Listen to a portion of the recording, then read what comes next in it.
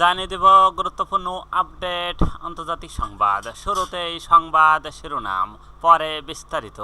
যুদ্ধবিরতির নতুন প্রস্তাবনায় গাজা উপত্যকা।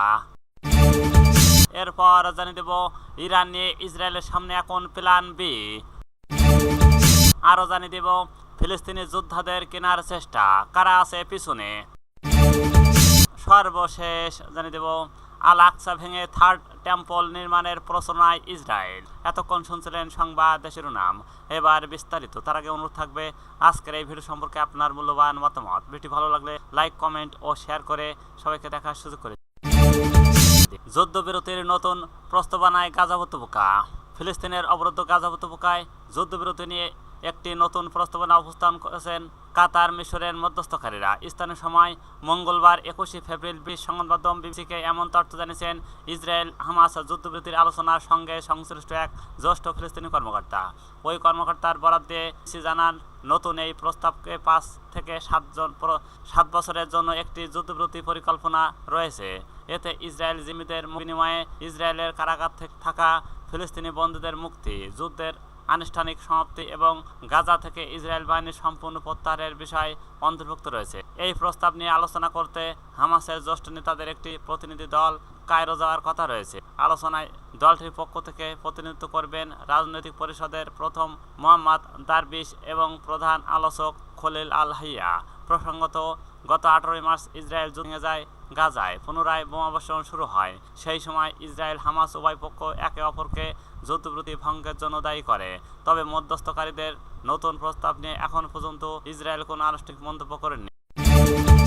ইরান নিয়ে ইসরায়েলের সামনে এখন প্ল্যান বি। মধ্যপ্রাচ্যের অন্য কোনো দেশকে তোয়াক্কা না করলেও ইরানকে সমীহ করে চলতে বাধ্য ইসরায়েল। মূলত তেহরানের বিশাল সামরিক শক্তি ইসরায়েল বিরোধী চিন্তাতে তেল আবিব হয়। এই অঞ্চল শুধুমাত্র ইরান ইসরায়েলকে টেক্কা দিতে পারে, আর তাই ইরানকে কোনো রকমের সুযোগ দিতে চায় না ইসরায়েল প্রধানমন্ত্রী বেঞ্জামিন নেতানিয়াহু। ইরানকে আঘাত করার জন্য সর্বদা উন্মুক্ত তিনি। জানা গেছে, ইরানের উপর সর্বোচ্চ আঘাত হানতে মার্কিন প্রেসিডেন্ট ডোনাল্ড ট্রাম্পের অনুমতি আদায়ের চেষ্টা চালিয়ে যাচ্ছে নেতানিয়াহু। তবে সেই প্রচেষ্টা ব্যর্থ হয়ে যাওয়ার আবারও তেহরানকে তিনি প্ল্যান বি তৈরি করছে ইসরায়েল। আর সেই প্ল্যান বি হলো ইরানের গুরুত্বপূর্ণ ব্যক্তিদের হত্যা করা। গেল 2 বছর ইসরায়েলের জন্য অনেকটা দুঃস্বপ্নের মতো ছিল। 2023 সালে ইসরায়েল যোদ্ধাদের ত্রিমুখী হামলা, সেই হামলার ক্ষত সারিয়ে ওঠার আগেই গেল বছর ইরানের মাটি থেকে প্রথমবারের মতো ইসরায়েলে সরাসরি মিসাইল হামলা চালায়। সব মিলে বড় ধাক্কায় খেয়েছিলেন নেতানিয়াহু। চারপাশে এত শত্রু মোকাবেলা যে ইসরায়েলের জন্য কঠিন হয়ে পড়েছিল তা খুব ভালো বুঝতেছিলেন। তাই ইরানকে ব্যাপক হামলার প্রস্তুতি নিয়ে রেখেছিল ইসরায়েল। তবে মার্কিন প্রেসিডেন্ট ডোনাল্ড ট্রাম্পের সম্মতি না মেলায় আপাতত সেই প্রক্রিয়া থমকে যায়। ইরানের পরমাণু স্থাপনায় ইসরায়েলের হামলার পরিকল্পনা ক্ষণিক সময়ের জন্য ভেঙে গেলেও তেহরানকে দমাতে বিকল্প আরেকটা রাস্তা তৈরি করে তেল আবিব। ইরানের গুরুত্বপূর্ণ মাথাদের সরিয়ে দিতে চান নেতানিয়াহু। জানা গেছে, তেল আবিবের হিট লিস্টে প্রথমে রয়েছে ইসরায়েলের 400 মিসাইল হামলা কারিগরি ব্রিগেডিয়ার জেনারেল আমির আলী হাজিদাহ। তাকে হত্যার দায়িত্ব দেওয়া হতে পারে মোসাদকে। বলা হচ্ছে, সরাসরি ইরানে হামলা চালিয়ে ইসলামিক বিপ্লবী গার্ড বাহিনীর এয়ারফোর্সের প্রধান ব্রিগেডিয়ার জেনারেল আমির আলী হাজিজাদেহকে হত্যা করলে পাল্টা প্রক্রিয়া দেখাতে পারে ইরান। তেহরান তখনই ইহুদিবাদী রাষ্ট্রে নতুন করে সরাসরি হামলা চালাতে পারে। ইরান যত তেল আবিবে সরাসরি হামলা চালায়, তাহলে ইসরায়েল ইরানের পরমাণু স্থাপনায় হামলার সুযোগ পাবে। এক্ষেত্রে আমেরিকার সঙ্গে পরমাণু চুক্তি হয়ে গেলেও তেহরানের হামলা অজুহাত দেখে ইরানে হামলার মার্কিন সম্মতি আদায় করতে পারে ইসরায়েল। আর জেনারেল আমিরকে টার্গেট করার কারণ, তিনি প্রকাশ্যই বারবার বলছেন ইসরায়েলে হামলা চালাতে চান। ইসরায়েলে গেল অক্টোবরে যখন দ্বিতীয়বার সরাসরি হামলা চালায় ইরান, তখনই জেনারেল আমির আত্মাতীয় হামলায় হত্যার বিষয়ে আলোচনা করেছিলেন ইসরায়েলি মার্কিন কর্মকর্তারা। পরে তেল আবিব সিদ্ধান্ত নেন ইরানের আকাশ প্রতিরক্ষা ও ব্যালিস্টিক মিসাইল উৎপাদনের সক্ষমতা গড়িয়ে দিতে তা দেশটির জন্য যথেষ্ট হবে। ইরানের শত্রু রাষ্ট্রগুলোর দাবি, পরমাণু অস্ত্র তৈরির দ্বার প্রান্তে রয়েছে তেহরান। ইরানের সর্বোচ্চ নেতা আয়াতুল্লাহ আলী খামেনিকে ঠেকাতে এখন একটা সমঝোতা করতে চাইছে ট্রাম্প। এজন্যই 2 সপ্তাহ ধরে ইরানি ও মার্কিন কর্মকর্তারা আলোচনা শুরু করেছে। ইরান তার পরমাণু প্রকল্প বাদ দিলে নেতানিয়াহু বা ট্রাম্পের আর কোনো চিন্তা থাকবে না।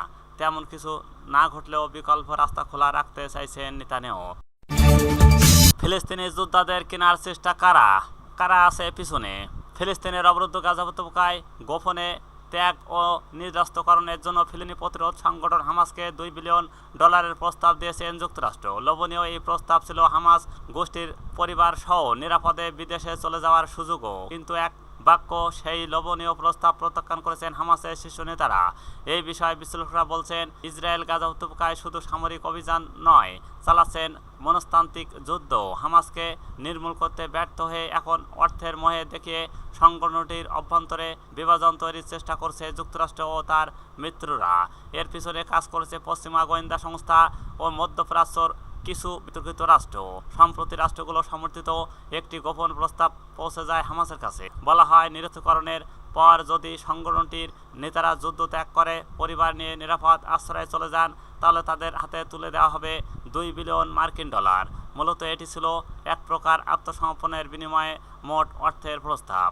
এই প্রস্তাবের টার্গেট ছিলেন গাজার প্রতিরোধের 3 গুরুত্বপূর্ণ নেতা, মোহাম্মদ সিনওয়ার, মোহাম্মদ সাবানেহ ও আজ আল দিন আল হাদ্দাস। এদের প্রত্যেকেই প্রতিরোধ সংগ্রামের গুরুত্বপূর্ণ প্রতীক। মোহাম্মদ সিনওয়ার শহীদ নেতা ইয়াহিয়া ও সিনওয়ারের ভাই, গাজার প্রতিরোধ নেতৃত্বে রয়েছেন। ইসরায়েল বহুবার তাকে হত্যার চেষ্টা করেছে, ঘোষণা করেছে মাথার দামও। সাবানেহ ও 4টি ব্যাটালিয়নের কমান্ডার, যিনি নিজের সন্তানদের হারিয়ে যুদ্ধ চালিয়ে যাচ্ছেন।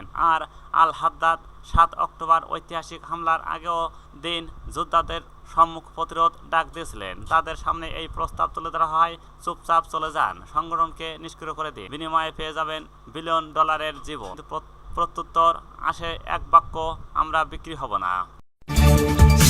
আল আকসা ভেঙে থার্ড টেম্পল নির্মাণের প্রচারণায় ইসরায়েল। ফিলিস্তিনের মুসলিমদের পবিত্রতম স্থানগুলোর একটি আল আকসা মসজিদে কেন্দ্র করে ইসরায়েলি বসতি স্থাপনকারীদের সাম্প্রতিক কর্মকাণ্ড গভীর উদ্বেগ উত্তেজনা সৃষ্টি করেছে। মসজিদটি ধ্বংস করে সেখানে থার্ড টেম্পল নির্মাণের আহ্বান এবং পরিকল্পনায় অভিযোগ করা প্রতিক্রিয়া জানিয়েছিলেন তিনি সরকার।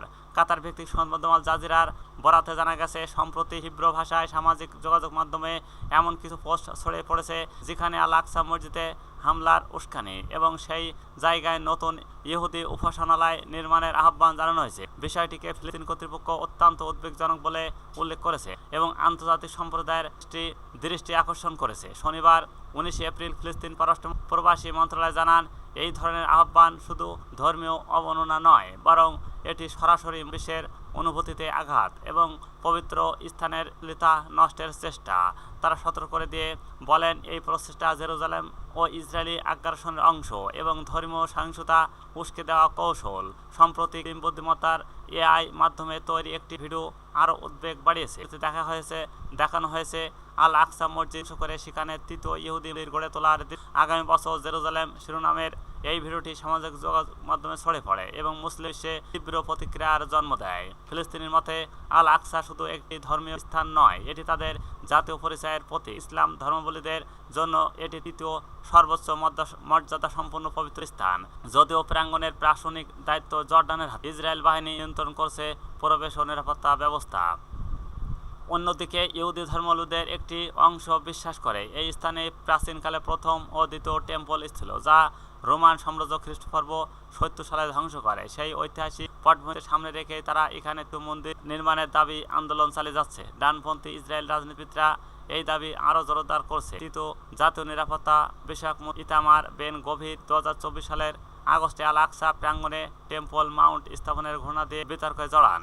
জানা গেছে 2022 সালে দায়িত্ব নেওয়ার পর থেকে অন্তত 6 বার আল আকসা সফর করছে। প্রতিবারই এই সফরে ঘিরে উত্তেজনা দেখা দেয়। সরকার ঘটনাগুলোকে এই পরিকল্পিত উস্কানি হিসেবে দেখছে এবং আন্তর্জাতিক সম্প্রদায় জাতিসংঘের সংশ্লিষ্ট সংস্থাগুলোর প্রতি আহ্বান জানিয়েছে যেন এই উস্কানিমূলক কর্মকাণ্ড আন্তর্জাতিক আইন গুরুত্ব সহকারে বিবেচনা করে যথাযথ ব্যবস্থা নেওয়া হয়।